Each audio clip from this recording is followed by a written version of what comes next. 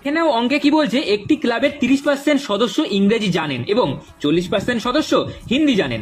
যদি 10% সদস্য উভয় ভাষা যেমন ইংলিশ ও হিন্দি জানে এবং 48 জন সদস্য ইংরেজি এবং হিন্দি কোনো ভাষায় জানেন না, তবে ক্লাবের সদস্য সংখ্যা কত?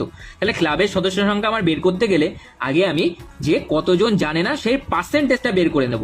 তাহলে 30 জন ইংরেজি জানেন আর 40 জন হিন্দি জানেন, তাহলে এই দুটোকে আমি যোগ করে নাও, 30 আর 40 যোগ করলে হয় 70।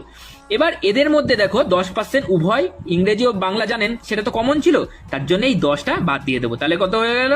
60%। এই 60% তাহলে 100, এটা তো জানে, এবার 100%-এর মধ্যে দেখবো যে কতজন জানে না। তাহলে 100 থেকে 60 বাদ দিলে হয় 40%, এরা জানে না, জানে না হলো। তাহলে এই 40% মানেই বলে দিয়েছে 48 জন সদস্য দেখো ইংরেজি ও হিন্দি কোনো ভাষায় জানে না। তাহলে 40% মানে আমি লিখতে পারি 48। তাহলে একে কত? তাহলে 40। এবার 100 তো আমার মোট, কারণ ক্লাবের সদস্য সংখ্যা চেয়েছে মোট, তাহলে 100 দিয়ে গুণ করে দাও, 0 কেটে দাও, 4 12 48, এখানে 12 আর 0, তার মানে 120 জন। উত্তর বি।